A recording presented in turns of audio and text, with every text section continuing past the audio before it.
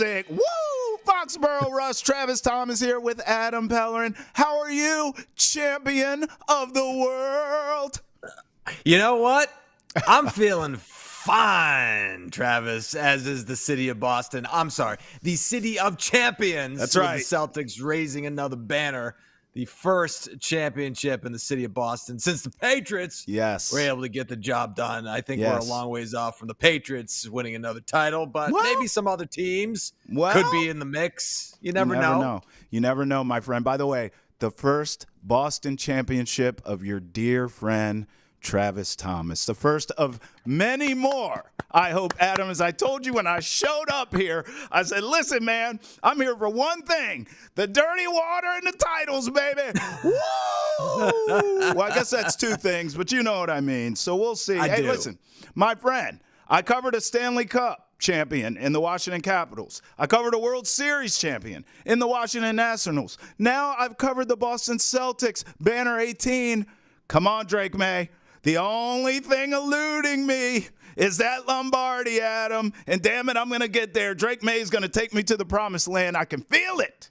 I love that Drake May, by the way, has been at the playoffs for the Bruins and the Celtics. He was in the building and getting the full sort of experience of what it's like in Boston when you win, right? The Bruins obviously lost in the second round, but they had a thrilling series against the Maple Leafs. The Celtics doing what they did and Drake May being in the building. So I'm glad he's able to take all that in. That gives him a little motivation. Yep. No, that's well said. All right, so from one young, bright-eyed, bushy-tailed, promising quarterback to an old curmudgeon, darkness retreat going on, ayahuasca smoking,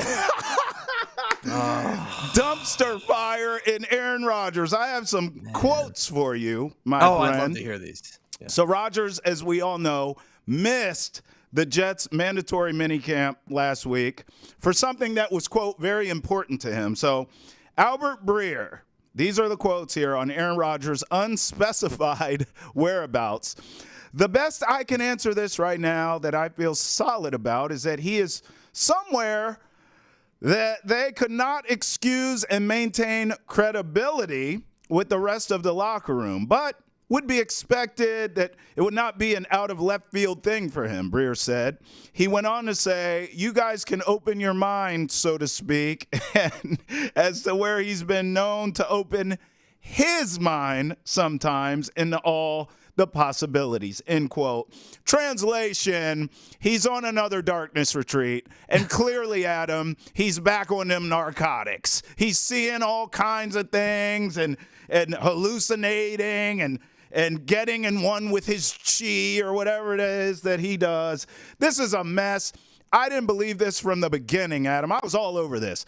I thought in the end in Green Bay, he was living off of his name. Not that he stunk, but as he was starting to get old, he was not aging well. This is not TB12 we're talking about. This is a guy whose production was taking a bit of a dip, not a major one, but a bit of a dip where you said, okay, he's getting older, he's out of his prime, he's on the back nine. You can see that you can still win with him talent-wise, but he was becoming very prickly. He didn't want to play with the younger players on the team and all this nonsense. Meanwhile, the team around him, everyone could recognize this is a very young, talented Packers team. And he just became such a pain in the arse, Adam, that he finally got his way, whined his way out of town, goes to this super talented Jets team that we thought was a quarterback away, and it is just not working there. And I don't think it's going to work, Adam. What say you? The Jets just can't get the quarterback thing right. No matter what they do, no matter who they draft, no matter who they sign or trade for, they just can't get it right. You go back years and years of this, Trav. Yeah. It's unbelievable how they've swung and missed on all of these quarterbacks over the years. It's crazy. Who was the last good quarterback they had? I mean, Mark Sanchez had a little bit of a run to get him to the AFC title game, I guess, but he's not a quarterback. No. Brett Favre was a swing and a miss.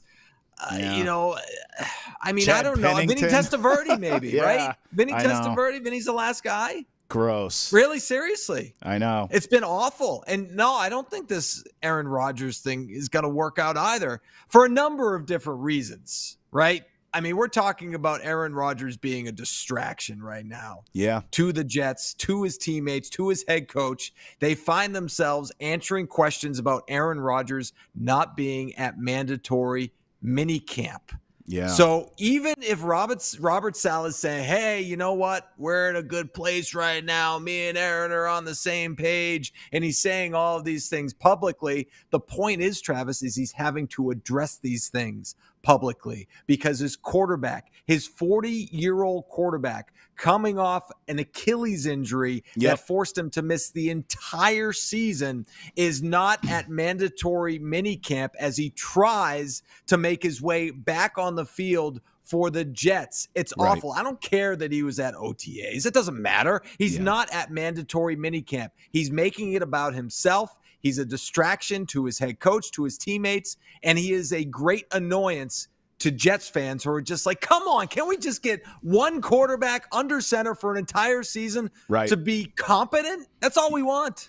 Yeah, it's interesting. I actually feel really fortunate to be talking to you right now about this because we're in that age bracket of Aaron Rodgers, and you and I both are going through great lengths to just try our arses off to age gracefully, and it's really hard to do, and you have to commit to it, and you have to put in work to it, and you don't recover as fast as you used to. You can't stay up drinking all weekend long like you used to and bounce back. You can't.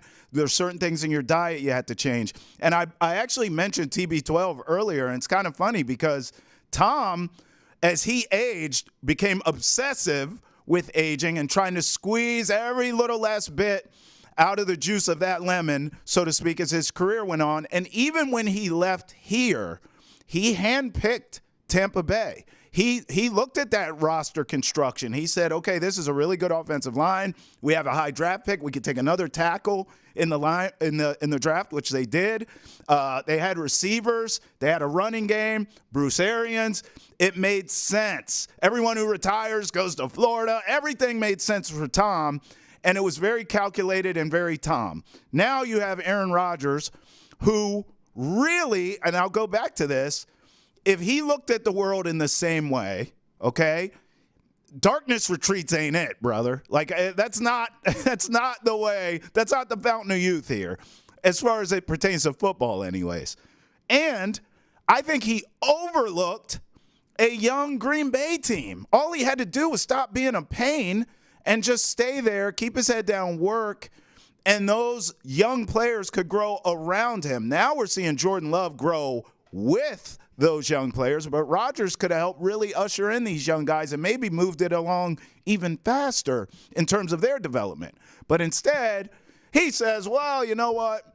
It's always about me, right? It's the darkness retreats. It's the I'm going to get away and unplug from football. Things are my life, there are things bigger than football and all this nonsense. And then don't even get me started on the politics and the conspiracy theories. We could do a whole nother podcast on all that BS. And then he picks a Jets team. Now, in this one, I'll give him credit. Very much like Tom, he picked a Jets team that has a ton of talent, great defense.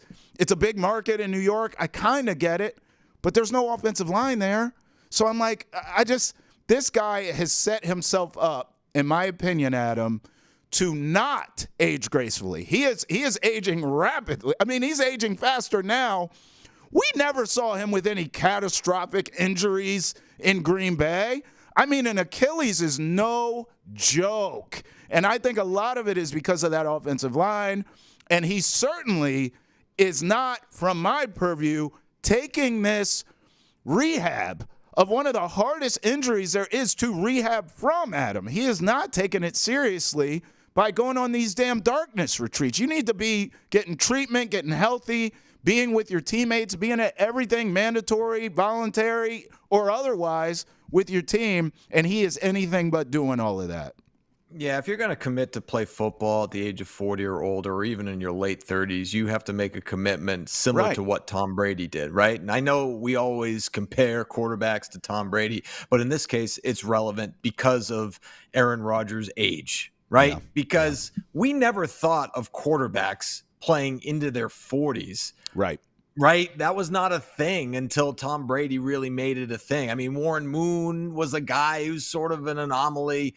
Some other guys that played for a while. I mean, Joe Montana, I think was, I don't know, in his late 30s, I want to say, when he ended it with the Chiefs. But you just didn't see that. So that's another thing too, Trav. I think because we saw Tom Brady do what he did, we're thinking that, well, you know what? Other quarterbacks are going to be able to do that because of the advances in sports science and all the technology that's available and all the information that's available and all the fitness routines and things like that. Right. And the diet. But you know what? You mentioned our age. You feel things at 40 that you didn't feel in your 30s, right? Yep. And Pain. you can work out. You can diet. You can do everything right. But at the end of the day, Father Time, as Mark Jackson famously says, is undefeated, right? And so I think if you're going to commit to playing football at Aaron Rodgers' age, you have to really commit. Then That's that right. means not missing mandatory minicamp. We'll just say that. Don't miss mandatory minicamp. Get your ass out on the field, into the weight room. And I'm not saying he's not doing all those things, but you have to do it not at 100%, but at 125, 150%. You have to work that much harder. You have to work that much harder if you're you and I to stay in shape at this age. If you want to be on an NFL field, you got to take that to the max, way beyond anything we could ever dream of. And this shows us that he's not doing that. Yeah, I agree. And here's the other thing, too. I think there's some context here. If Aaron Rodgers is coming off a Pro Bowl season and the Jets just came up short in the postseason, right? He played well, but they just lost. They were out, gunned by a Lamar Jackson or something like that. Then I don't think I would be as harsh here. I think I would look at it like, hey, man, that's Aaron Rodgers. He proved he still has this or that left in the tank. Jets are right there. They'll be fine. But contextually speaking here, Adam, I mean, the guy got hurt 5 seconds into the season. He has a defensive-minded coach on the hot seat here. I just, by the way, in the division, say what you want. I understand it's the system, but Tua puts up numbers. Josh Allen's a freak of nature. I mean, just look around the AFC. Lamar Jackson, Burrow coming back, Stroud now coming on, Mahomes the champ, Herbert. I mean, come on now. What are we talking about? So I think some of that is my frustration. I don't give a rat's you-know-what about the Jets. I want all the bad things in life to happen to them. But at the same time, I can recognize that this is Aaron Rodgers. That roster is very good. But the commitment level of someone who didn't do a damn thing last year is what's really disappointing to me about the player. I think I need that sort of fire in him of, man, I came here with all these expectations and I got hurt. I want to prove to my guys, right, that I'm here and we're going to win together this year. And the fact that he's doing the same stuff he was doing at the end there in Green Bay that got him out of town, it's just disheartening. And it makes me feel like in the end, Adam, the Jets move was a money grab, whereas Brady went to the Bucs. It had nothing to do with money. It had everything to do with getting a ring so he could prove, hey, I can win outside of New England, right? With Aaron now, it really feels to me like the New York platform, the big stage of New York to get out all his nonsense that he wants to put into the atmosphere in terms of his views. And also, I mean, he got paid. And I just think in the end, it's looking like it was a money grab to me, Adam. Does it land that way with you, or am I being too critical? I'm not going to rule that out. He's making it about himself. Again, I'll go back to it. He's making his teammates and his head coach answer questions about him not being at mandatory minicamp. And they're going to face those same questions when they return in July for training camp. It's going to be all about Aaron Rodgers. And it's going to be all about Aaron Rodgers anyway, because obviously he's the quarterback of the team. He's going to be a Hall of Famer. And he's coming off an Achilles injury at the age of 40. Obviously, it will be, but it's going to be all about Aaron Rodgers in other ways that it shouldn't be, right? And it's going to be questions about, where were you? Right. What were you doing? Were you on a darkness retreat? And then it's going to be these stupid little answers. And and you're going to make people think, not give them, not answer it directly, right, and make people ask those, right. And it's going to be up for an interpretation. And we're going to be sitting here on Foxboro Rush and we're going to be talking about it. What do you mean by that? Right. Like, seriously, that, you can blame the media all you want, but at the end of the day, it's an easy fix. All you have to do is say, you know what, I'm going to go to mandatory minicamp and I'm going to postpone the darkness retreat until the end of June. I'm going to go for 4 days at the end of June. So that way I'm at training minicamp. I'm not having to answer any questions about it. I'm not making it a distraction for anybody. I'm going to reschedule it so I can go satisfy my own whatever and then come back at training camp. And all we got to talk about now is football and coming back from an Achilles injury and how badly I want to do that. But no, it's not going to be like that. It's not going to be like that. And you know what? Aaron Rodgers is not the same quarterback that he was when he was a younger man, right? And that happens with everybody, but especially coming off an Achilles injury. And I wonder, Travis, can he be a pocket passer? I mean, because we've seen this guy, do use his athleticism masterfully to create offense. Is he going to be able to do that at his age and coming off that injury? I mean, is he going to have to reinvent himself? Again, these are rhetorical questions. You can answer if you want, but these are all things, I started off by saying the Jets just can't get the quarterback thing right. I just don't see it working out. I don't see him reinventing himself. I see him more as a sort of a stubborn man who's not going to change his ways and is going to try to do it how he always did it and not going to be able to do it. Yeah, it's a fair question. Listen, I have the same question about Kirk Cousins, who's coming off the same injury.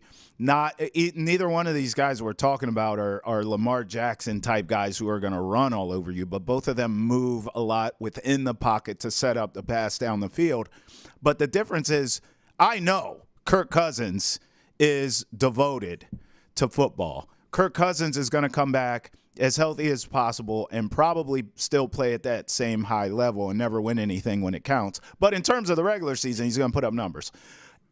Aaron Rodgers, I just don't have that same faith in. And by the way, we're talking about a Jets team without him, and they were a sieve at quarterback, and they went 7-10. I mean, that shows you how, let's call it what it is, dominant the defense can be.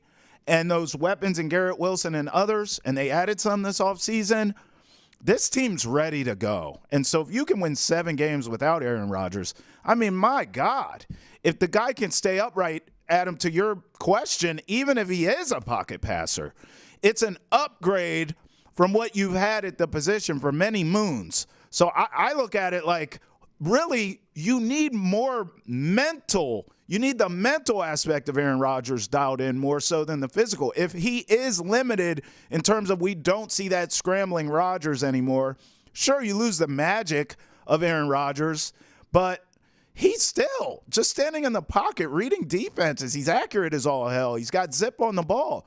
I mean, that's an upgrade. So if this team won 7 games without him, even if he's not the same guy, they should be able, you would think, to win 9 to 10 games. But the issue is not the physicality, it's the mentality. Yeah, agreed. They upgraded their offensive line. You talked about the Jets' offensive line not being good. I mean, they drafted an offensive tackle, made a couple of signings, and they upgraded the offensive line. It should be better this year. And you mentioned some of the guys that they brought. Mike Williams, coming off of the ACL injury. I don't know if he's going to be the same type of player, but again, that's another weapon. I know they like Malachi Corley, who they got in the 3rd round. So those are a couple of additions. And, we'll see if Nathaniel Hackett can bounce back, I guess, as an offensive coordinator, not having much to work with, handpicked by Aaron Rodgers, by the way. And so that's another thing to keep an eye on. It could go fairly well. You mentioned it, 7-10 last year without Aaron Rodgers, with an absolute boondoggle situation at quarterback. It could go well, but again, not off to a good start. No, not a good start in New York. Even the Nathaniel Hackett thing feels like maybe a decision that was made while Rodgers was on shrooms. Now, let's move on to another star. Let's move on to another star here. What a segue. What a segue. Brandon Ayuk with the Niners. I don't know about you. I'm not on TikTok, but I did see the video where he's talking to his former Arizona State teammate and current Commanders QB rookie, Jaden Daniels. And basically, I wouldn't say this is cryptic. To me, we'll take a listen here, Adam, but it sounds like he says they don't want me anymore, and we have to assume he's talking about the Niners. Take a look, and then we'll react on the other side. Bro, what? What happened, bro? They said they don't want me back. I swear. Okay, so this is what I'm taking away from this.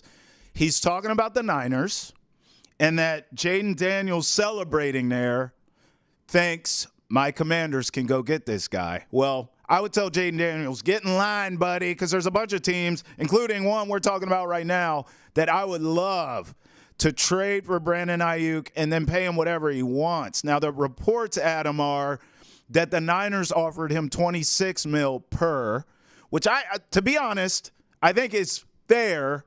But we know these receivers are getting paid right now. I'm going to assume Brandon Ayuk wants more than that and probably wants to be in that $30 million a year range. Jalen Waddle, who feels like a comp to me, I think Brandon Ayuk may even be a little bit better, makes $28 million a year. So I wonder if the Niners just bump it up a little bit, compromise, right? Below 30, but above 26, can they work something out? But if they're telling him 26 is it per year and he's saying no to that, clearly, Adam, I mean, you're going to have some suitors here for Brandon Ayuk. He's going to be available. Yeah. I'm just thinking about, why are you posting this? Well, I know, I get it. It's the world we live in. Yeah. I'm old man yells at cloud. I understand that. I'm an old head, whatever. But you're going to put this on social media. People are going to be talking about it. You want to generate that kind of conversation. Yeah. Do you think that's going to put pressure on the Niners to pay you? Right. Is that the strategy? Is that the play here? That's sort of that was my reaction to watching. It's like, all right, what's the motivation here? Is it to make them look bad because you didn't get what you wanted? Mm-hmm. I don't know what it is. So that aside, I also wonder too, it's just like, all right, let's say, $26 million a year. It's a lot of money. And I don't begrudge a guy for trying to get as much money as he possibly can at the peak of his career and his prime and all that stuff. I get that. I understand that. But this was the Niners team that almost won the Super Bowl. Yes. It's a Niners team that almost won the Super Bowl. And it's like you got something kind of special going there. You got a really good situation. You got a quarterback that came out of nowhere. You just signed Christian McCaffrey. Deebo Samuel's contract is another situation where we might get to that a little bit too in the conversation about Ayuk and what they do with him. But you got a good team and you got a good situation. And are you gonna hold out, which he's done, right? He's not reporting a minicamp, doing that whole thing for $2 million a year. Right. I don't know, man. To me, it's just like, you know what? All right, fine. If we want to get Deebo his and we want, get his bag, if I get paid too, we keep this thing together. And I hate to keep going back to it, but that's what they did here in New England, right? That's how they made things work. Whether you believe in that or not, they wanted to win together and they made it happen they made the money work. That's right. So I don't know. I don't know if Ayuk's thinking, you know what, I just want to get paid. I don't care where I play. Yeah. Maybe that's it. But I mean, he's in that conversation. I think Waddle's is a good comp for him as well. I think so. Yeah. Right. $28 million a year. So, he's not in the Jefferson stratosphere or the CeeDee Lamb stratosphere or anything like that. Hill, I hope he's not. Right. No, I hope he's not thinking that he's 30 plus. But I think he is. So Adam, here's the issue. And we talked about this, as you said, with TikTok. I feel the same way. There's no way I'm posting this.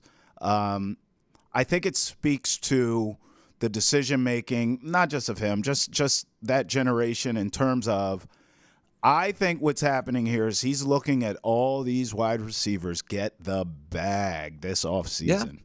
I mean, my God. And I get it. It's gotta – look, sometimes your gift is your curse, right? Like – these guys, when they're out on that field, you cannot tell Brandon Ayuk he's not Jerry Rice. I'm sure in his head he is the greatest thing at wide receiver walking right now.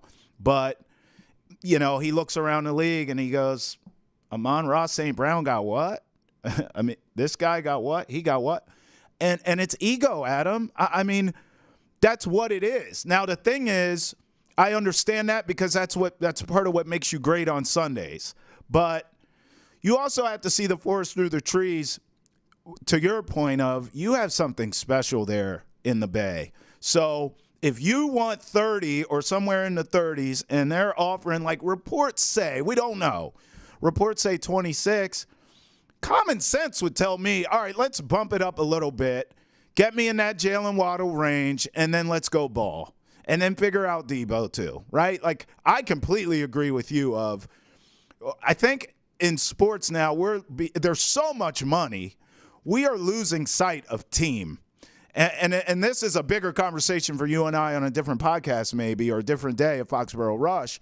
But even look at like what's happening in the college game right now, right? Now, all of a sudden in college athletics, really, the transfer portal is trades and NIL is free agency, right? So like these players coming into the NFL, they're looking at it the opposite of the way you and I are looking at it. They're not looking at it from team. They're looking at it from me, not we. We, right. Please. I ain't French. Me. And so that's what's happening here. So I do think Ayuk's going to get paid from somebody. And I go on that entire spiel to only say I hope it's the Patriots. Because let me tell you something. Trade for him. Yeah. Overpay him. Give him 30. You got the money. Yes.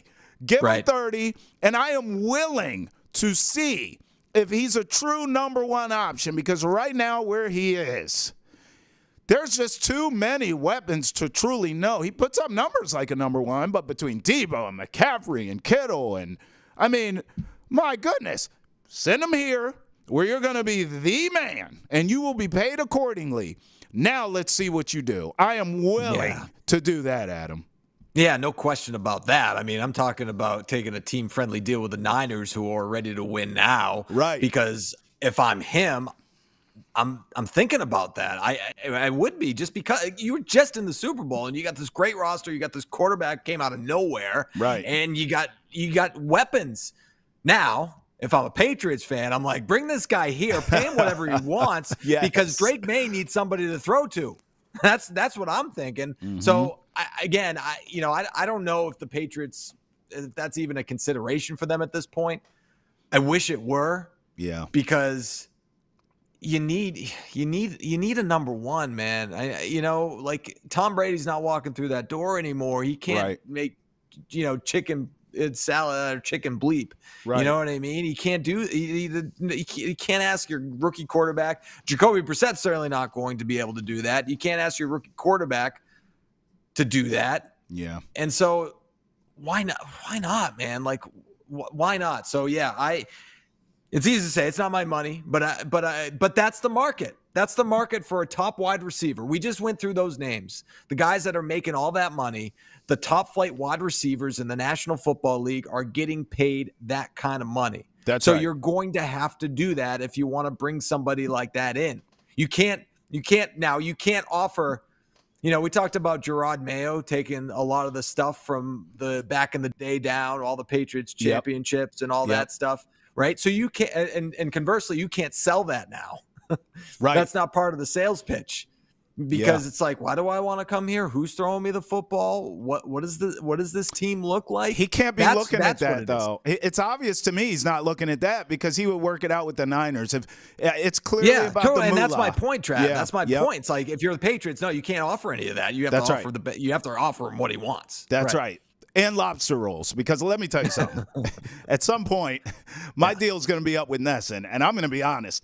If they're coming up short on the money, I'll say, okay, let's just start working on the lobster roll consumption here. I heard you got a lifetime contract. I heard. Listen, bro. I heard you got a lifetime contract. You bring that in, I'm good, baby. Let's go. Hey, for all the latest in Boston sports and pop culture, tune in to me and Adam on Boston Has Entered the Chat.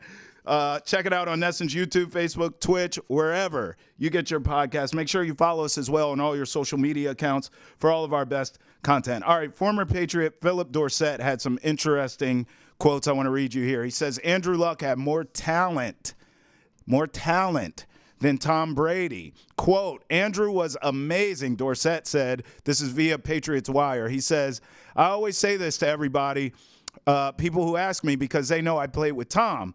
And they were like, dang, who's the best quarterback you ever played with? And I would say, to be honest with you, when it comes to talent, it's Andrew Luck for sure. So my first initial reaction to reading that, Adam, I really wasn't surprised. I thought I would be maybe like taken aback or offended, or especially right now, I am Mr. Prisoner of the Moment for all things, and I just watched the Brady retirement at Gillette and a Brady roast, and I mean, I got Brady on the brain here, but listen, I kind of get it. I think Andrew Luck, he was like created in a lab to be a quarterback. He is like literally the prototypical, quintessential, damn near perfect quarterback prospect.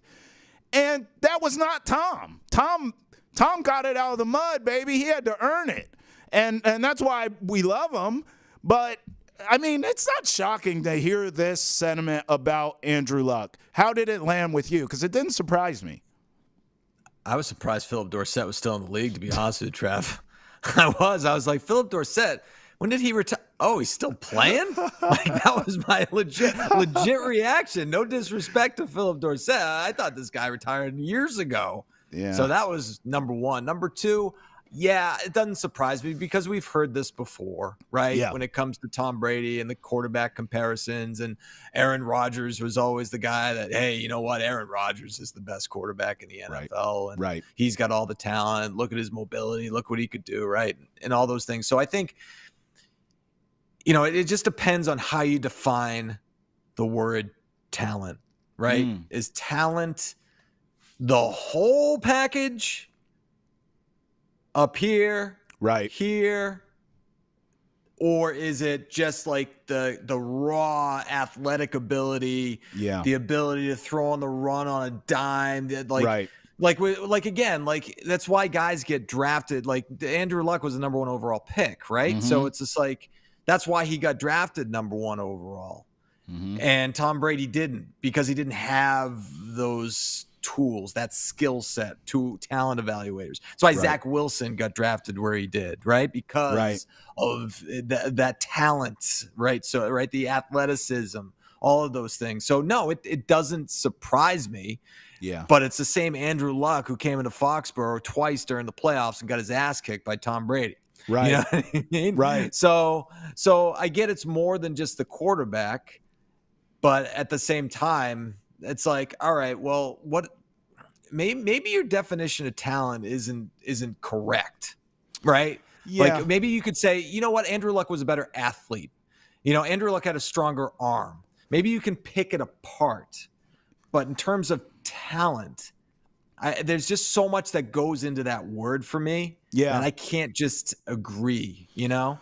Yeah, I think it's a fair question that I don't really know the answer to. You know, the definition of talent, right? I think personally, I think talent, I would say talent are the skills or is the skill that you can see with your eye.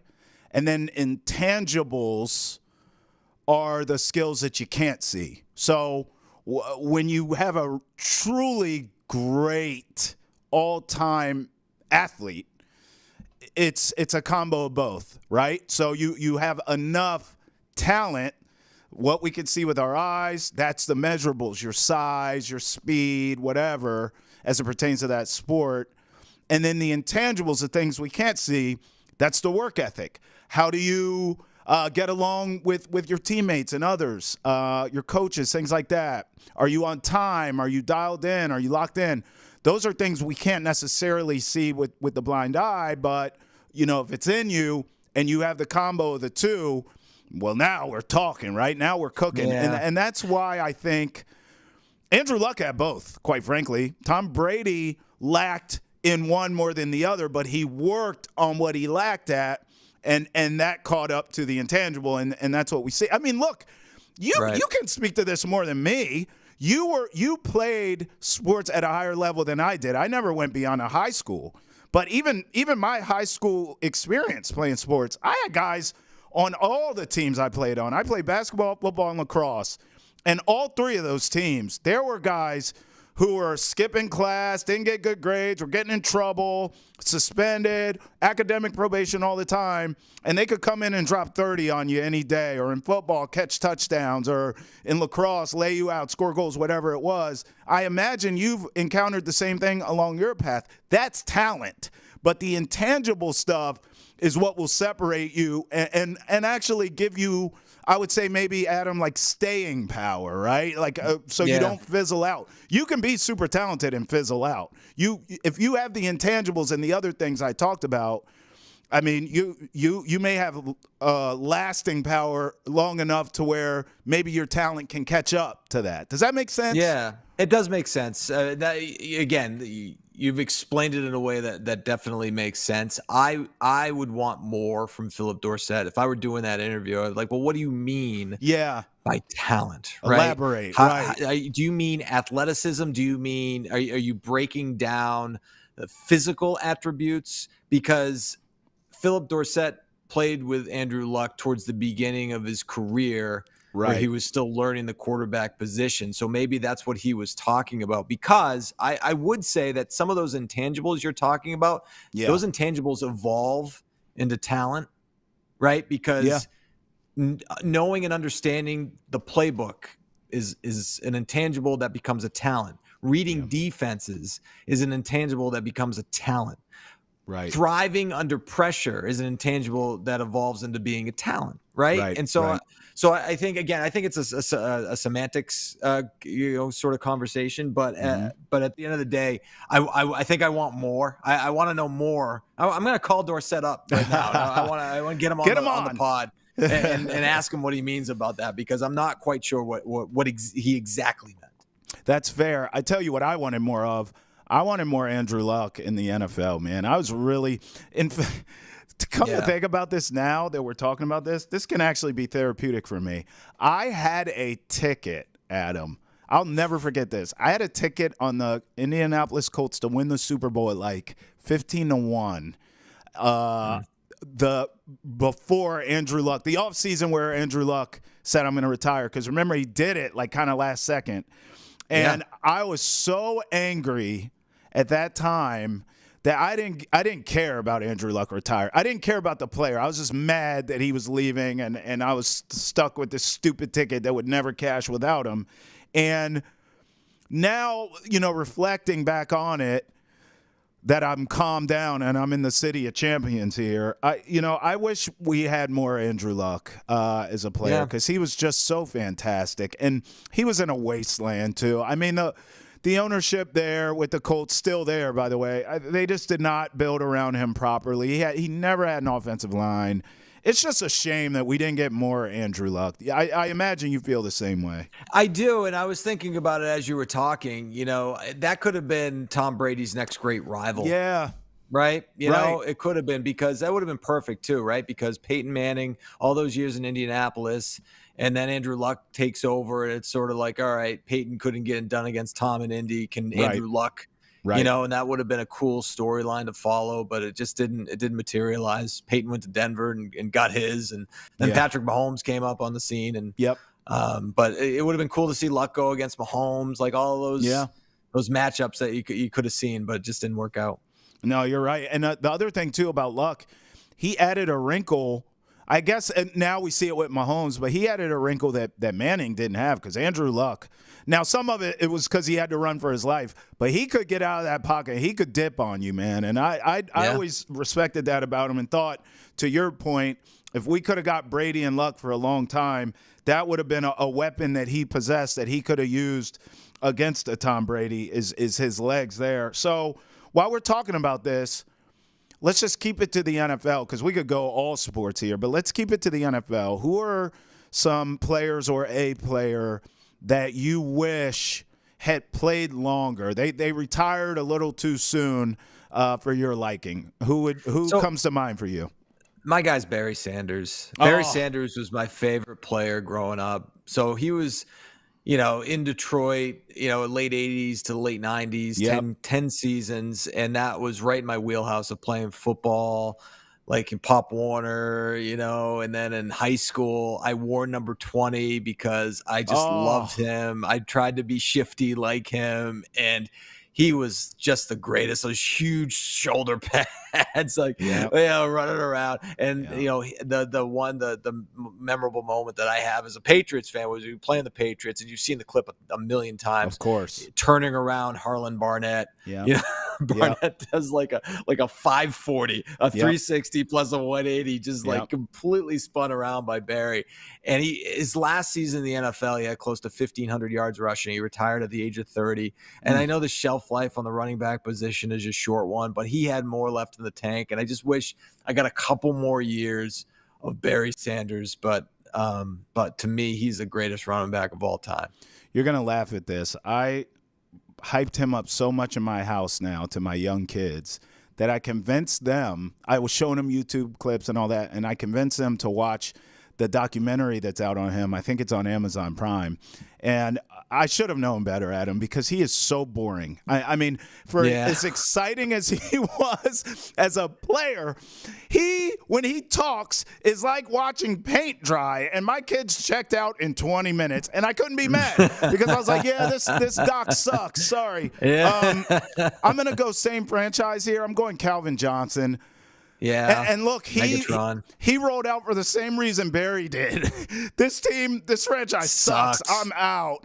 And I get it. But, man, he was so special. I remember even going back because I have a lot of my closest friends, Adam. They all went to ACC schools. I don't know why, but they all did. I have Clemson friends. I have Florida State friends. And I remember hanging out with my Clemson buddies and watching Calvin Johnson at Tech just absolutely abuse the Clemson corners one year so bad that my friend, to this day, we still make fun of him. He broke his expensive TV. He just threw something at it, and it was a wrap. We didn't finish that game. But Calvin Johnson was an absolute menace in the NFL the same way he was in college. One of the most gifted, very Randy Moss-ish. In how he played, big, physical, strong, could go. He was up. like T.O. Randy Moss hybrid, almost, which is scary, bro. That's scary, right? Yeah, I know. I got another player, by the way. One more. All right. I just thought, Bo Jackson, man. Oh, right, Bo Jackson. Like the hip injury, he was done, but man, Bo, crazy. The kids don't know, Trav. They don't know about Bo. They don't know diddly. Listen. They don't know diddly. You know what's crazy, Adam? We were actually robbed of Bo Jackson in 2 sports, right? I know. Yeah, I know. Yeah, and Jim Rice always talks about, like, Bo Jackson, about how, like, incredible he was. So Jim played against him. And how cool that, he did, like, I think it's one of the furthest baseballs he's ever seen hit, or hardest hit, Jim said, was Bo Jackson. Mm-hmm. Yeah. I believe it, man. And think about that coming from him, right? Right, exactly. Well, there's so many urban legends about Bo Jackson. I believe every single one of them. I mean, that dude. And here's the other thing. If he played now, I don't know if he'd be the same explosive player, but he could have came back from that injury. Like Tua had that same injury in Alabama, and we see Tua's gone on to have many other injuries, but he's gone on to have, an NFL career, and I think he's about to get paid. So, that's the other part of this is like he didn't play long enough because of injury, but also if he played in today's era, he could still be playing, Adam. Right, I know. Yep, that's just you're just kind of a victim of when you played, I guess, It stinks. I know. Well, I love going down memory lane with you, my friend. Barry Sanders, Calvin Johnson, I'm sure now they're looking at the Lions and they're so happy for 8 Mile. They're so happy for the D in Detroit, but at the same time, they got to just be like, where was this when I was playing? Because they got their place in Canton, though. They got their place in Canton. They do, but this current Lions team, Adam, if you told me they're in the Super Bowl, I would not be shocked. For all of our best content of the day, make sure you follow us on Facebook, X, Instagram, YouTube, and TikTok. For Foxboro Rush here, Travis Thomas, Adam Pellerin. It's been a pleasure as usual. Thanks for watching Foxboro Rush. We'll see you next time. What a rush. Peace.